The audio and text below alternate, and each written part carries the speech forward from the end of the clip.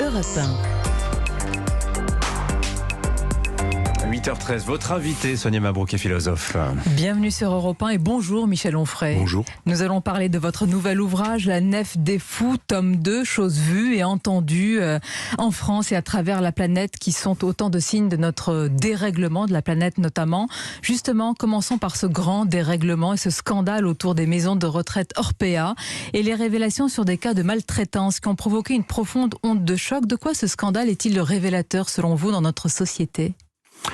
Du mauvais fonctionnement de notre civilisation qui s'effondre. Je pense que la façon qu'on a de traiter nos enfants et nos anciens dit tout de ce qu'on est. C'est-à-dire cette façon de dire vous n'êtes plus productif, eh bien vous met dans des usines à crever, comme disait Henri Tachant dans une très belle chanson jadis, et on fait semblant de le découvrir aujourd'hui, parce que je veux dire que pas besoin d'être grand clair pour se souvenir qu'à la télévision régulièrement, quand il y a des reportages dans les EHPAD, comme on dit maintenant, on disait les maisons de retraite jadis, eh bien c'est pas terrible quoi. On voit bien que les gens sont dans un mouroir, ils sont en train d'attendre. Ça veut dire aussi beaucoup sur nos familles qui sont déconstruites. On dit souvent famille recomposée, en oubliant que recomposer, ça suppose que ça a été décomposé. Et on n'est pas décomposé par hasard, sans que ça produise quelque effet. Jadis, effectivement, je dis pas qu'il faut revenir à ça. Enfin, jadis, on s'occupait de nos anciens, on gardait nos vieux à la maison. Ils s'occupaient aussi un peu des enfants, et on s'occupait d'eux. Ils avaient donné, donc on leur donnait. C'était une espèce de potlatch, comme on dit. C'est-à-dire, je donne, tu rends, et c'était comme ça qu'on construisait. On donnait aux enfants, et quand les enfants étaient devenus même adultes et qu'on était devenu soi-même une personne âgée, eh bien on était soit à la maison, soit on s'occupait de ses parents.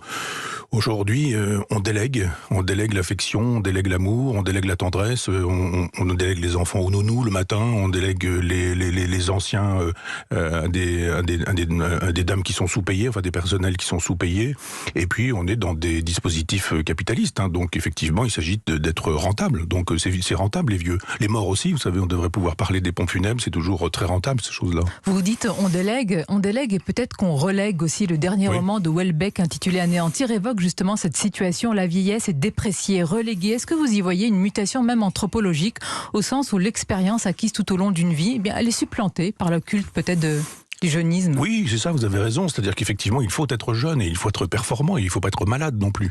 Puis il faut pas être moche, il faut pas être fatigué, il faut pas être épuisé, il faut pas être incapable de produire. Dans cette civilisation, si vous produisez, vous existez, parce que être, c'est avoir, c'est d'abord avoir. Et quand on n'a plus rien, qu'on n'a plus de temps devant soi, qu'on n'a plus de santé, qu'on n'a plus la possibilité d'être puissant. Parce que les gens qui ont été puissants et qui sont devenus anciens et un peu fatigués, parfois un peu malades, parce qu'il faut voir un peu tout ce qu'on ingère comme saloperie et toutes les maladies qui sont générées par tout ça. Il faudra aussi un jour expliquer comment on intoxique nos anciens. Pourquoi est-ce qu'il y a autant de maladies d'Alzheimer? Pourquoi est-ce qu'il y a autant de cerveaux détruits? On les intoxique avec l'alimentation. Je pense qu'effectivement, ce que nous mangeons c'est poison la plupart du temps. Alors évidemment, heureusement qu'aujourd'hui on arrive à des considérations un peu écologistes ou écologiques sur ces questions-là, en disant mais manger propre, manger sain. Il y a du bio, d'accord, mais il y a aussi des paysans qui font bien leur travail. On ignorait pendant très longtemps que quand on mangeait une escalope, on avalait des médicaments. Quand on mangeait de la viande, on ingérait des antibiotiques. Et puis on est aujourd'hui résistant aux antibiotiques. Et pourquoi autant d'allergies? Et pourquoi des allergies au gluten, ou des allergies à ceci, ou des allergies à cela?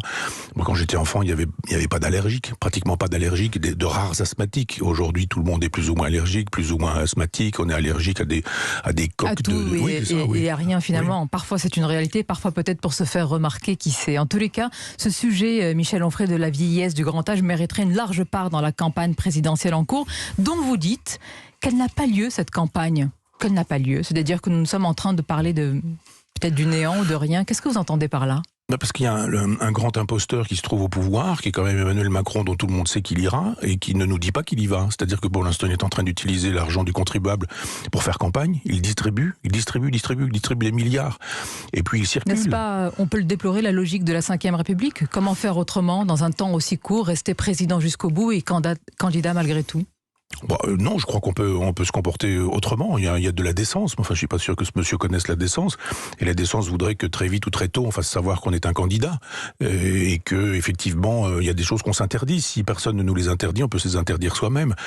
Personne ne touche à la personne du chef de l'État. Hein. C'est complètement sacré. Mais lui-même pourrait s'imposer un peu de décence. Donc, se faire savoir à lui-même que on n'utilise pas l'argent du contribuable pour faire une campagne. Aujourd'hui, le moindre personnage disant qu'il soutient quelqu'un au présidentiel se trouve chopé par le CSA qui lui fait savoir que même s'il fait l'éloge des chats plutôt que des chiens, il a fait l'éloge du candidat qu'il est censé défendre. Mais lui, Emmanuel Macron, il a tous les droits. Donc il peut utiliser les services de l'État, il peut utiliser l'argent de l'État pour faire une campagne personnelle. Nous sommes à l'heure de son bilan. À vous entendre, il n'y a pas beaucoup de doute sur ce que vous en pensez. Malgré tout, est-ce que vous mettriez quelque chose au crédit de son quinquennat, de son action, Emmanuel Macron? Non, moi depuis 1992, je me bats contre cette Europe de Maastricht qui détruit les peuples, les nations, les cultures, qui avance à toute allure du côté du wokisme, de la cancel culture, du politiquement correct.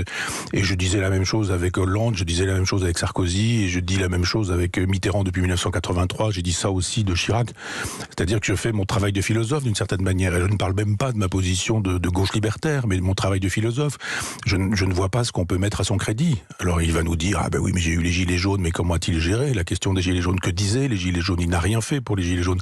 Puis après il va nous dire, ah mais regardez, il y a eu le Covid, regardez, j'ai bien géré. Et puis là on sait bien que la façon de gérer le Covid est devenue aussi un argument, j'allais dire publicitaire, mais enfin un argument électoral. Mais prenons cette logique, Michel Onfray, dont vous parlez depuis des années, parce que vous dites, au fond, Mitterrand, Chirac, Sarkozy, Hollande, Macron, quelle que soit la couleur politique, vous avez toujours considéré que ces présidents étaient en quelque sorte des ministres ou des secrétaires d'État de Bruxelles. Mais en affirmant cela, est-ce qu'on ne démonétise pas notre démocratie en affirmant que l'alternance n'est qu'une illusion finalement ? D'abord, elle est démonétisée, tout le monde le voit bien, c'est-à-dire qu'il y a quand même un nombre incroyable de gens qui ne votent plus parce qu'ils ont compris que de toute façon, et j'ai souvent dit, moi j'en ai parié des caisses de champagne en disant je peux vous dire qu'il sera élu aux prochaines présidentielles, et évidemment on attendait un nom, et je leur disais non, ce sera un Maastrichtien, quel qu'il soit. Et là on peut recommencer. Finalement, mais Marine Le Pen ne sera pas élue, Éric Zemmour ne sera pas élu, même s'il se retrouve au deuxième tour. Et donc personne ne peut interrompre pour vous cette logique maastrichtienne ? Pour l'instant, c'est bien fait, parce que si on se retrouve avec un deuxième tour, Pécresse et Macron, l'affaire est réglée. C'est plié aussi le soir du premier tour. N'oubliez pas que l'un des thermomètres germano-pratins, c'est-à-dire français, Alain Minc a fait savoir qu'il soutenait Valérie Pécresse. Donc en gros, ils estiment que leur candidat est un peu moins présentable, il y a des taches sur son veston, et que finalement, avec Pécresse, on aura la même idéologie. Attendez, ce n'est qu'une question de présentation, parce qu'en affirmant, Michel Onfray, que si Valérie Pécresse remplace Emmanuel Macron à l'Élysée, rien ne changera, en affirmant qu'elle est son double féminin, sur quoi vous basez-vous, alors que quand on l'entend, quand on la reçoit, elle n'a pas de mots assez durs pour le locataire de l'Élysée. Sur son passé. Je crois qu'il faut regarder ce qu'a été le passé des gens et pas ce qu'ils racontent. Moi, j'ai passé l'âge de croire les paroles des hommes politiques. En revanche, j'ai assez de mémoire pour savoir ce qu'ils ont fait. Je ne sais pas quel âge a Madame Pécresse, on ne doit pas dire l'âge des dames, mais je veux dire que depuis qu'elle fait de la politique, elle fait la politique de Maastricht. Donc, est-ce qu'elle nous fait croire là qu'il y a une opposition ? Évidemment qu'elle est obligée de faire croire ce genre de choses. Mais c'est exactement la même chose. On a découvert qu'elle avait soutenu le wokisme, qu'elle avait soutenu le politiquement correct. Elle s'en défend aujourd'hui. Oui, elle s'en défend, mais je veux dire, vous pouvez toujours dire que vous n'avez pas dit ce que vous avez dit. Il y avait aussi Anne Hidalgo qui jurait ses grands dieux qu'elle n'irait jamais au présidentiel et qui s'y trouve aujourd'hui, mais il nous explique que ça a été dit dans des circonstances qui font que, etc. Pas du tout. Elle défend une vision du monde qui est exactement la même. Alors évidemment, pour se séparer d'Emmanuel Macron, il faut bien qu'elle tape sur ce qu'il fait ou sur ce qu'il dit, mais elle dit exactement la même chose. Elle a voté oui à Maastricht, vous savez, pour moi, c'est la ligne de partage. On l'a compris, mais dans l'un de vos ouvrages, Michel Onfray, intitulé Vie parallèle, De Gaulle-Mitterrand, vous écriviez, je cite, « Le premier donne sa vie pour sauver la France. Le second donne la France pour sauver sa vie. » À part De Gaulle, finalement, qui peut encore écrire l'histoire ? On dirait que ça s'est arrêté pour vous, d'ailleurs peut-être pour beaucoup de Français également. Le peuple. Moi, je crois au peuple, je ne crois pas à l'homme providentiel, je crois au peuple providentiel. Je vois un peu comment fonctionne, je ne veux pas dire que j'ai la voix du peuple ou que j'ai l'oreille du peuple, mais je veux dire, quand on regarde ou qu'on écoute ou qu'on entend, ou quand les gens m'arrêtent dans la rue ou qu'ils m'envoient des mails, des textos, etc., on voit bien la souffrance d'un peuple qui aime la politique, qui aime la France, qui aime le pays, et qui n'a pas envie de renoncer, et qui se dit, mais de toute façon, les dés sont pipés.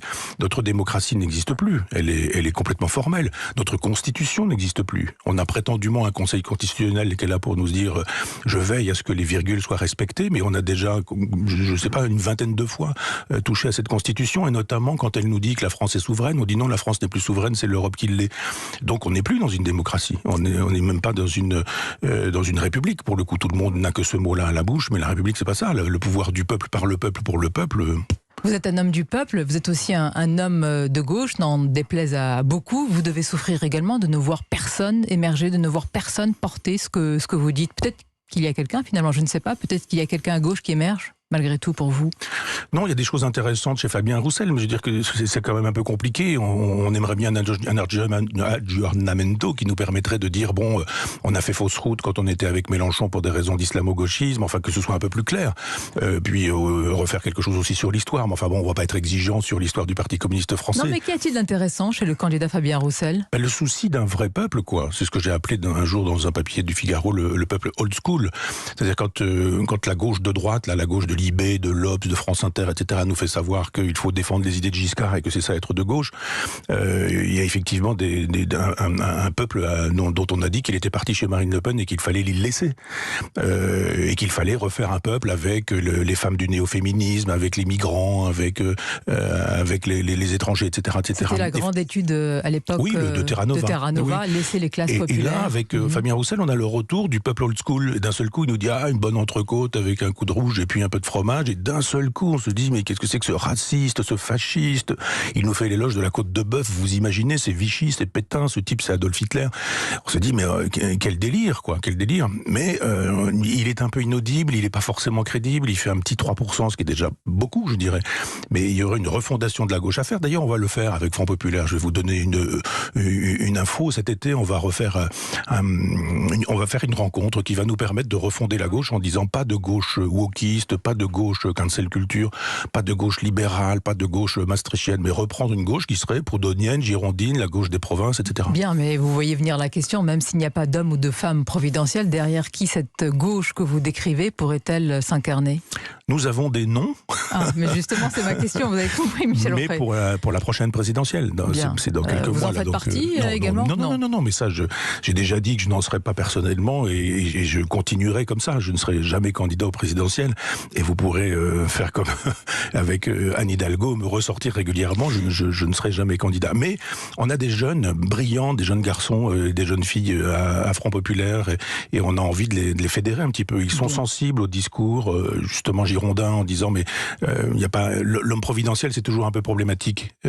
Ça repose sur peu de choses. Moi, je crois au peuple providentiel. On suivra cette aventure en tous les cas. Et à n'en pas douter, ces jeunes femmes et ces jeunes hommes parleront aussi de civilisation, puisque cette question vous tient à cœur. D'ailleurs, dans votre livre, apparaître le 10 février, La Nef des Fous, tome 2, vous posez la question suivante. Si notre civilisation est mortelle, combien de temps lui reste-t-il? Est-ce que vous pensez que l'élection présidentielle va se jouer sur ce terrain-là?